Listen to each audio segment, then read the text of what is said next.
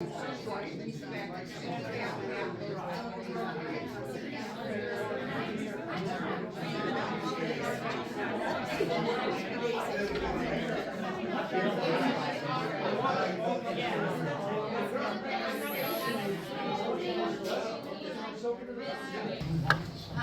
there any other cards out there that need to get posted? I've got two here.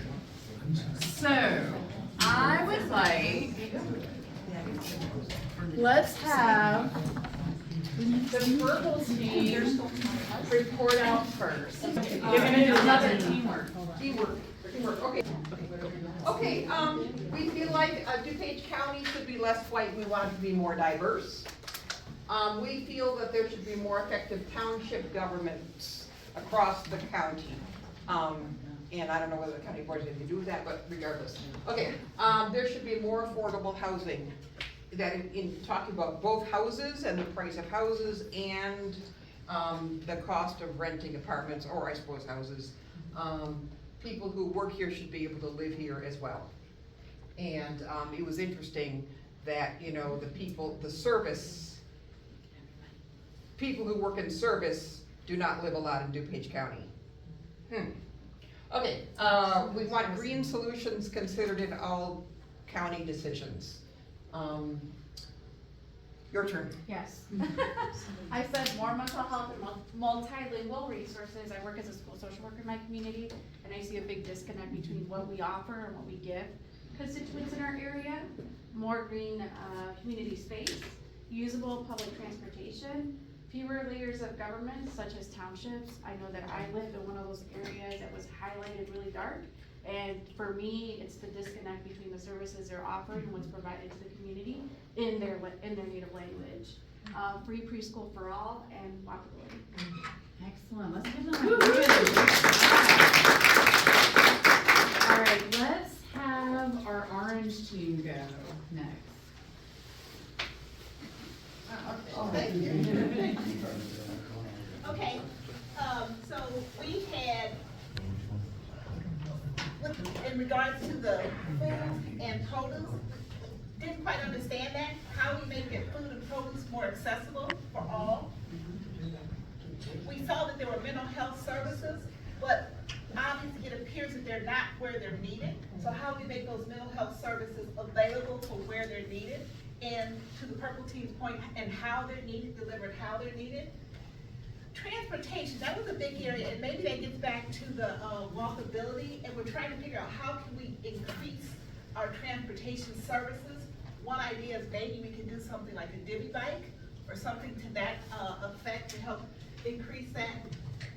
Affordable housing, we wanted to make sure we can keep our communities diverse, and what we had a big discussion about was it's not just diversity as far as ethnicity and or race, but also aging population. As people are aging out, how can they afford to continue to stay and live in this community?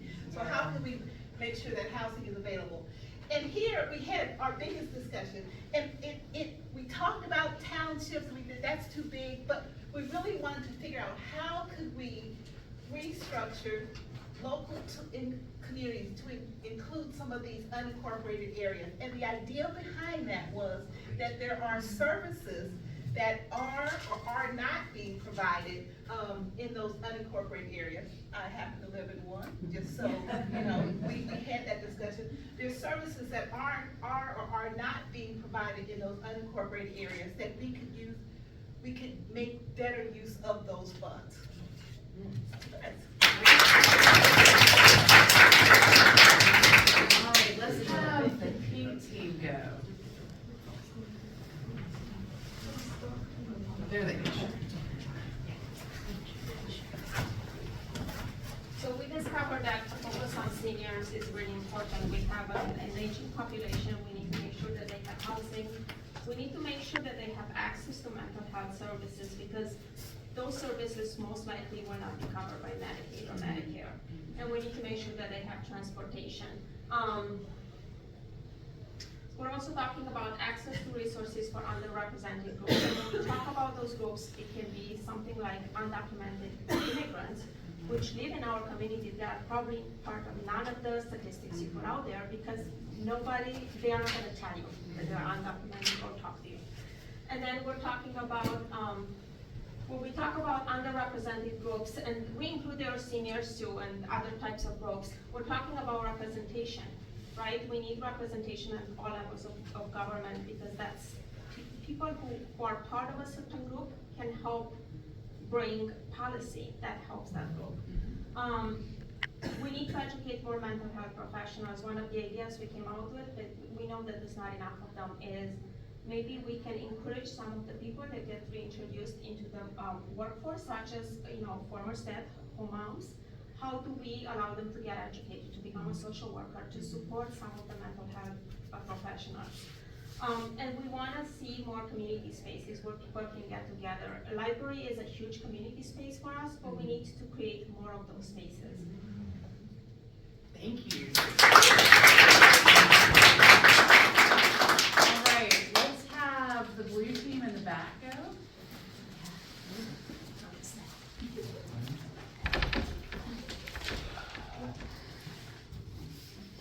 So a lot of these things that came up here were actually personal experiences.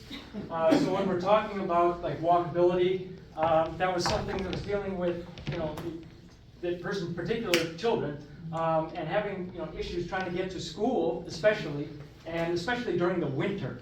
I might actually expand that a little bit more and try to address some of the issues. I know that they've been trying to connect all the trails, within the county and stuff like that. It's been very slow going, and I haven't seen a lot of progress on that, but would really like to see a lot more of that. Additionally, you can see it like with 294, stuff like that. They have put in some pedestrian bridges, but you're talking about like the widest part of that is now going to be 14 lanes. So I mean, anybody trying to walk across some of these intersections is really an issue these days. I saw an old lady the other day just trying to get across, and she was going so slow, and people were actually driving around her, which was just crazy. So anyway, they're seeing a lot more people at these intersections begging. I know that Oak Brook has passed an ordinance saying no beggars. Of course they did. Well, yeah, and they actually put up the signs and all this kind of stuff or whatever. But you still see them there, and it's not actually addressing, the issue. I don't know, maybe ask a question. Somebody had mentioned about calling. Is that 211 that you call for that? No, it's DuPage pads, but that's for homeless. We did at the county just approve a huge new mental health facility, and this is what's gonna help the beggars, because it's substance abuse in general. Well, I mean, I see, it's ridiculous to see families sitting out there. I mean, with children, who are soaking in, breathing all of the exhaust fumes and stuff like that, which is just, it's got to be addressed. And there's no mental, health issue going on with that. It's more of the diversity, kinds of things, and immigrants coming from all different kinds of countries and stuff like that.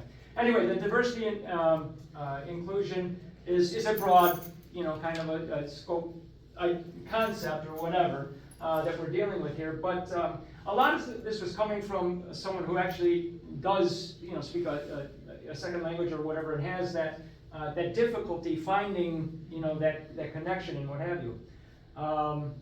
So again, that's a very broad kind of a aspect there. The traffic management, I know personally when I moved here about 30 years ago, North Avenue and 83 was the busiest intersection in the county, and then the second busiest one was, or maybe it was vice versa or whatever, 22nd and 83. But right now, 83 is under construction. Nothing is going on. It's just causing headaches, the whole time. They're doing, side work now or whatever. I don't see why they can't open that up. Why we can't make Route 83 an actual highway, putting in more overpasses and what have you. And then this expanse goes on in plenty of other areas within the county. And especially because of the fact that DuPage County is you know, at a crossroads, so much with 355, 290, 83, 80, 88, not 80, 88, 294, you know, all these major highways and stuff like that, but you can't get, you know, between them once you're off the highways there. Water management was a big issue, still going back with a lot of the flooding issues that are happening. This is again a personal kind of experience for someone, especially dealing with areas that are close to forest preserves and nursing homes. Which actually goes under the next one there or whatever. But the residents that are in wheelchairs and what have you and can't get around because of flooding problems, you know, what have you. The better nursing care is just, this again was kind of a broad kind of a topic there, as far as it just seems to be a lack of services. I know, again, I've had some personal experiences that people go in and are just put off into a side area. Not a lot of stimulation, what have you going on, and for the 4 people that I've known that were in relatively good health right before going into a nursing home, within 6 months were dead. So there's some major issues going on. Increasing more open spaces. We are constantly building bigger and bigger homes, what have you. This also goes into, you know, just tree cover, stuff like that. I was kind of surprised to hear, just here in Elmhurst, but they actually have a policy to cut down all the tall trees and replace them with shorter growing trees, just so that they can have better access to trimming them and what have you. But that does reduce the actual green ability of, you know, the tree canopies and what have you. Oxygen producing capacity, all that kind of stuff. So lots of issues there, but lots of trees are just being plain cut down, and you know, not as much of them any longer. Second language supports, that's going back to the kind of the diversity issue there, but again, a personal issue that seems to be something of just having a lot of difficulty accessing things from when they've actually tried to do that. The food ability was a broad topic, again, just dealing with the food deserts. The individual connection is dealing something with the county, as far as how they are dealing with the members of the county. I would like to see something, you know, when your tax bill comes, you know, they stick in the other letters for things that are going on. Usually it's some kind of senior service type of a thing.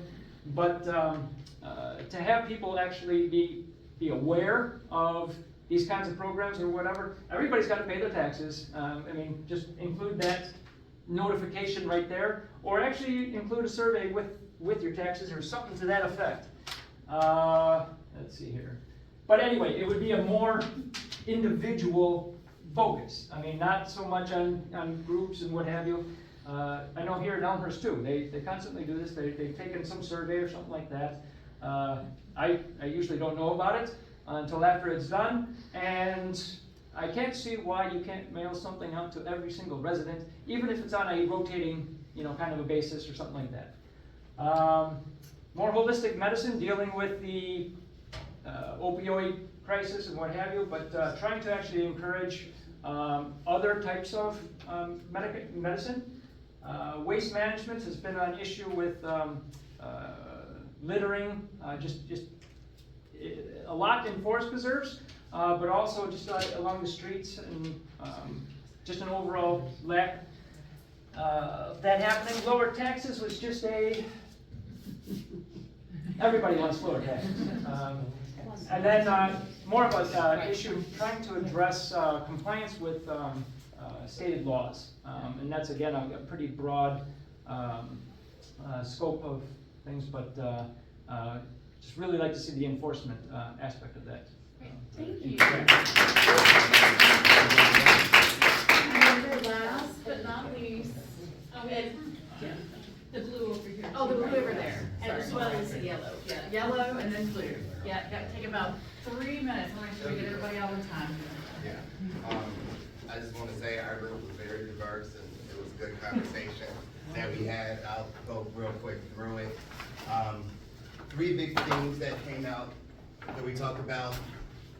We want the county to have a thoughtful address of transportation issues. So how growth impacts transportation in the corridors and just making sure that that's thought out as growth is going to occur. Sort of along with that, we had a few conversations that went into a couple of different ways into the preservation of open space and really, again, being thoughtful of how it's used and how it's able to be accessed by everyone, and then how to do it. And through this one up here, just wanted to share from one of our members' conversation of, we had a lot of conversation about the types of housing that's needed, and you know, we see what happens in density that's going up, or there's a single family, and you can be on either side of the fence of that.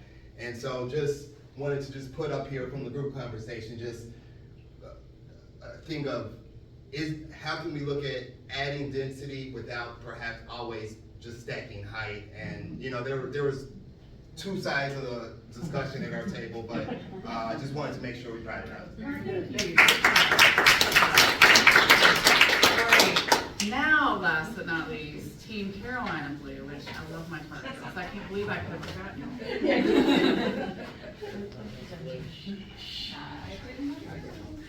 So up here we have equitable healthcare and no discrimination, which were sort of general umbrellas of what, like if I could change the world and everything I would do in 5 years. But equitable healthcare, we know there's disparities. The indicators for health inequality all go hand in hand. We're including mental health care under that. When you don't have these things, you're also affecting your Maslow's hierarchy of needs, right? So this is where if we can all agree on healthcare, but when we're denying healthcare and we're denying people healthcare access based on discrimination, which I'm in healthcare and I can guarantee you it happens. So this is where our society is going to fall, and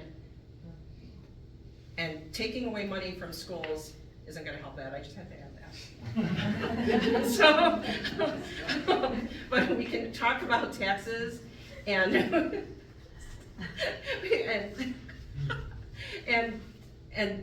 everyone wants cheaper taxes, but at what cost, right? And we need to make sure that, I mean, if we're taking away insurance and we're not providing Medicaid to people who need it, and then where are they gonna go to the emergency room? Because that's where I tell my patients to go to the emergency room, because they can't turn you away. And that's your only option. And so then who's paying for that? All of us. So yes, I will continue to tell them to keep going to the emergency room because they have no access to health care. DuPage Health Coalition, refer them to them. Okay, I will refer them to DuPage Health Coalition. But yeah, it's, so, yes, in a perfect world, we wouldn't need to worry about healthcare. No one should have to worry about healthcare. So that's, I'm ranked over. Excellent work, y'all. We have 4 minutes left. That was great. That was such a good, we can talk after. That was great. I just wanted to put up this slide for those of you who haven't been to Social Pinpoint or want more information. It's there. We'll post these slides there. If you want us to email you the slides, we'll send them out. And then I'd like to turn it over to you to close this out if you like. Well, okay, I just want to say thank you, everyone. This is really important. Ina and I were both here to listen to everybody tonight and to go through. I took pictures of each one of your comments, and I will bring that back to our strategic planning committee meetings. And obviously, if you have not done the survey, please go online and fill out that survey for us. And we really appreciate you coming out tonight, because we all care about this county. We all want it to be great in 5 years. We all want it to be the best place to live and work and stay. My mom's 95, still living here in Elmhurst, and raise your children. And so, thank you so much. We appreciate your input.